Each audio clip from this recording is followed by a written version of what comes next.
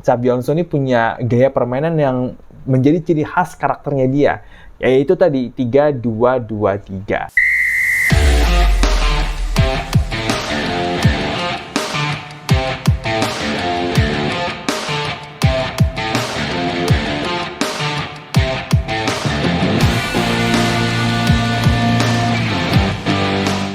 Yo guys, ketemu lagi sama gua, Audi Ramantio di channel Audibal. Audi diskusi bola abal-abal, oke?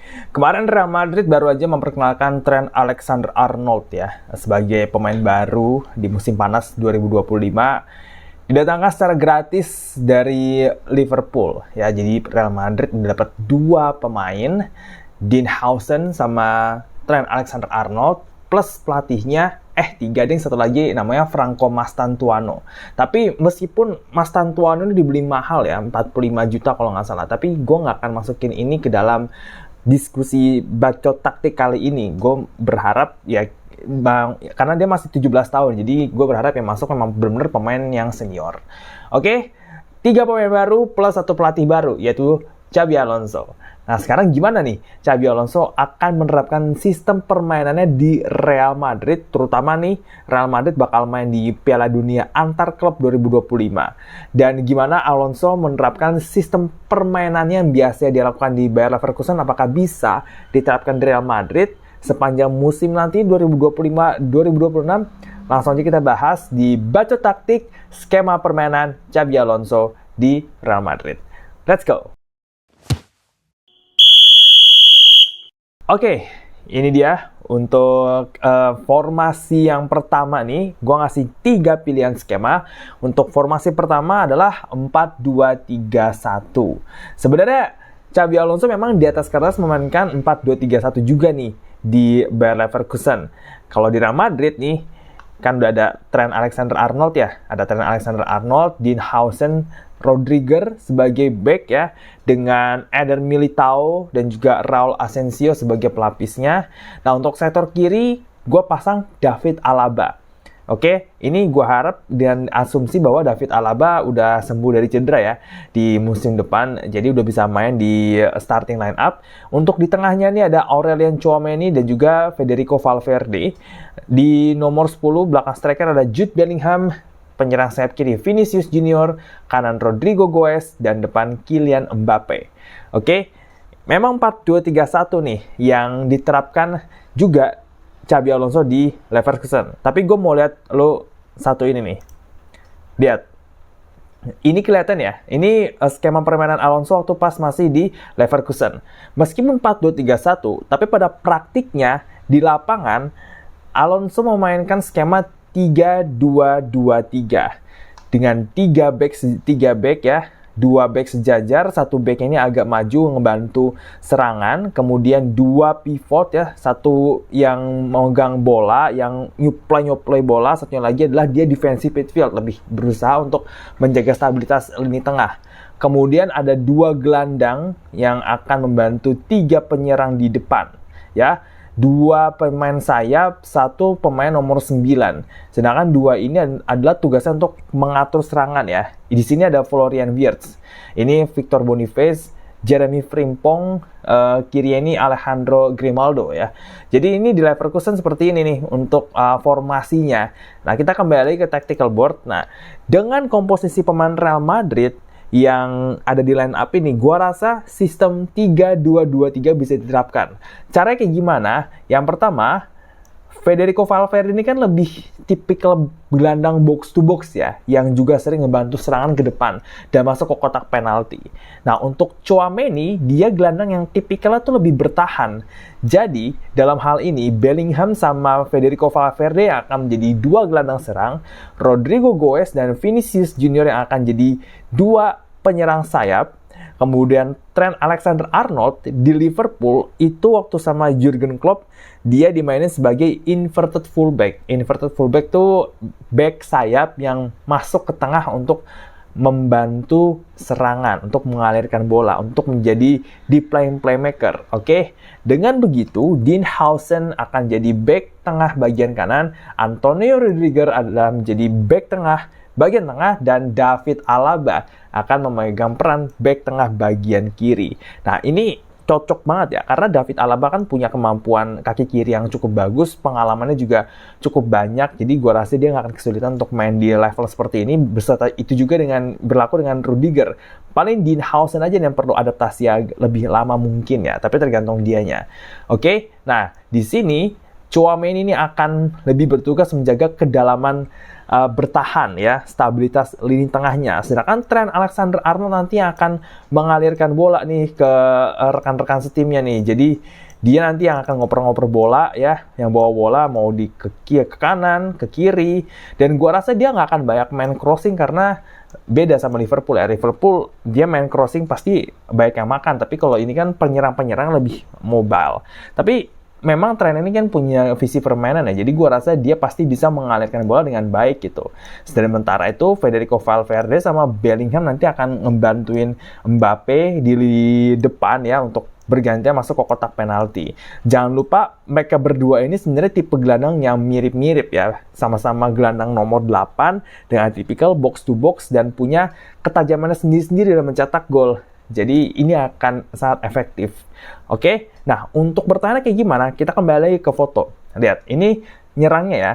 Nah, untuk bertahannya dari formasi 3-2-2-3 tadi, tiga pemain bertahan di belakang dengan 2 pivot ini menjaga zona ya, ini zona marking ya. Jadi di mana mereka akan menutup ruang gerak pemain depan lawan. Oke, ini Harry Kane ya. Harry Kane kita tahu dia siapa, tapi dengan formasi ini, dan yang paling penting apa? Lihat, jarak antar pemain ini nggak jauh, lihat, nggak jauh, ya kan? Dekat satu sama lain, dan disiplin, ya, jadi jaraknya itu jangan sampai kejauhan, jangan terpancing sama pemain lawan, sehingga striker tidak akan bergerak secara leluasa, ataupun kalau di depannya ada 3 penyerang, 3-2-2-3 tadi bisa ya diterapkan untuk menjaga kedalaman pertahanan. Syaratnya kembali lagi, jaraknya jangan terlalu jauh. Oke? Nah, bagaimana di sini? Nah, bisa kalau pemain lawannya tuh ini Trent Alexander-Arnold, Tchouaméni, Dinhausen, Rudiger, Alaba. Misalkan ada pemain lawan di sini ya, sama di sini, mereka bakal lebih mudah untuk menutup ruang gerak pemain lawan jika memang berdekatan satu sama lain. Nggak dikasih ruang nih, nggak dikasih nafas, dan disiplin untuk melakukan hal seperti ini. Ini skema pertama menurut gue yang paling realistis untuk dijalanin. Kita coba lihat untuk skema keduanya nih ya. Untuk skema keduanya, kan Dani Carvajal cedera panjang ya. Kemungkinan dia akan main lagi nih di musim depan kalau misalkan udah sembuh. Berarti dia akan menempati posisi bek kanan nih, ya. Sedangkan untuk bek kiri gue ganti deh, ya. David Alaba kan fitnessnya kan labil ya, kadang cedera gitu. Akhirnya gue pasang Fran Garcia. Gue lebih prefer Fran Garcia yang lebih bisa megang bola dan defense-nya cukup lebih baik dibandingin Ferland Mendy. Bagaimana dengan Trent Alexander-Arnold? Dia akan di tengah bareng sama Tchouaméni nih. Jadi dia akan menjadi deep lying playmaker. Tchouaméni akan menjaga kedalaman pertahanan dan tidak ada banyak yang berubah ya. Depannya Arda Güler ya. Arda Güler ini bermain cukup oke musim kemarin, jadi nggak ada salah dia diberikan kesempatan dan menggantikan Rodrigo. Nah, ini nggak akan banyak perubahan ataupun variasi, lebih steady aja. Jadi Dani Carvajal di sisi kanan akan bantu Arda Güler di depan. Begitu juga dengan Fran Garcia barengan sama Vinicius. Jude Bellingham akan masuk ke kotak penalti atau membantu serangan ya, mengalirkan bola ke Kylian Mbappe. Sedangkan Trent Alexander-Arnold akan bermain sebagai deep lying playmaker. Ini merupakan satu variasi ya, tapi gue rasa Alonso tuh nggak tipikal banget ya untuk main acara kayak gini. Kita lihat di skema ketiga. Ya, di skema ketiga masih dengan Trent Dinhausen dan juga Rudiger di tengah, tapi Trent balik lagi ke lini belakang ya, back kanan, menggantikan Dani Carvajal kalau dia fitnessnya nggak membaik. Kemudian oke lah Ferland Mendy. Dan di tengahnya di belakang Mbappe itu Brahim Diaz. Jadi Bellingham turun nih ke nomor 8 ke posisi aslinya dia. Oke. Nah, ini bisa divariasi ini. Kalau memang mau stay di begini aja juga bisa, ya. Bellingham bisa jadi gelandang box to box yang masuk ke tengah. Kemudian Trent ini akan tetap ada di sisi kanan dan Ferland Mendy di sisi kiri. Tapi ini bisa divariasiin. Misalkan Brahim Diaz ini kan gelandang serang dengan kaki kidal. Dia pasti akan mungkin lebih bergerak di operasi sebagian kanan. Bellingham penendang kaki kanan ya mainin di kiri gitu kan. Nah, sisa Tchouaméni nih nanti yang akan mengisi kekosongan di belakang nih, ya kan? Kemudian si Arda Güler dan juga Vinicius masuk, Fran Garcia sama Ferland Mendy sama Trent Alexander-Arnold akan lebih maju. Nah, Tchouaméni bisa menjaga kedalaman squad di bagian tengahnya. Nah, ini jadinya 3-4-3 deh, tapi ini sangat beresiko. Kenapa? Karena dua gelandang ini, Brahim Diaz dan Bellingham, itu sama-sama tipikal menyerang. Jadi nggak ada gelandang bertahan yang melapisi lini tengahnya untuk menjaga stabil. Kalau misalkan ada serangan balik, ini kemungkinan besar pasti akan kena nih di bagian sini nih, ya. Di bagian sini nih, ini pasti akan kena nih. Oke? Jadi, tengah sini atau tengah sini. Nah, ini akan menjadi repot nanti ya tuh. Ya, saat di serangan, apalagi serangan balik ya, serangan baliknya cepat. Kalau lawan Atletico Madrid, main kayak gini bakal kesulitan banget. Oke, jadi kembali lagi gue prefer untuk pakai skema yang pertama.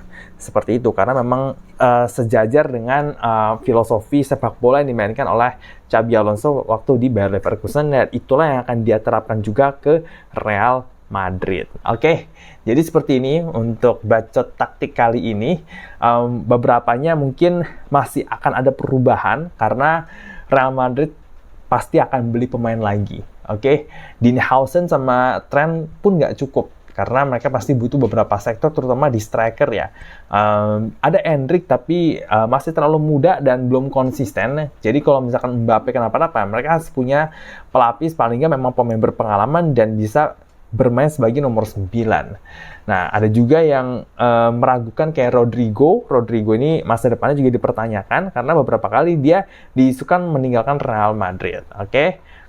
Dan untuk Real Madrid sendiri mendapatkan pelatih seperti Xabi Alonso merupakan satu hal yang sangat positif. Selain dia adalah legenda Real Madrid itu sendiri, tapi Xabi Alonso ini punya gaya permainan yang menjadi ciri khas karakternya dia, yaitu tadi 3-2-2-3 ya. Jadi memang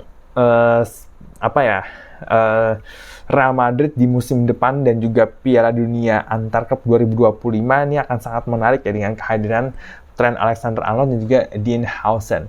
Sejauh mana nih Xabi Alonso bisa memanfaatkan talenta yang dimiliki sama Trent Alexander-Arnold dan juga Dinhausen, dan bagaimana dia akan meramu timnya untuk mengejar gelar juara, kita akan lihat nanti. Tapi yang jelas Real Madrid ini akan menjadi tim yang cukup menarik untuk ditonton. Seperti halnya dulu waktu gue nonton Bayer Leverkusen. Oke, itu aja untuk video kali ini. Jangan lupa untuk like video ini, tulis di kolom komentar gimana menurut lo mengenai strategi dan juga taktikal yang akan diterapkan di Real Madrid oleh Xabi Alonso. Oke, silakan drop komentar di bawah. Jangan lupa untuk subscribe channel Audible dan juga nyalain loncengnya supaya dapetin notifikasi saat upload video baru. Dan kita ketemu lagi di video selanjutnya. Gue Dara Mentio. Ciao, ciao.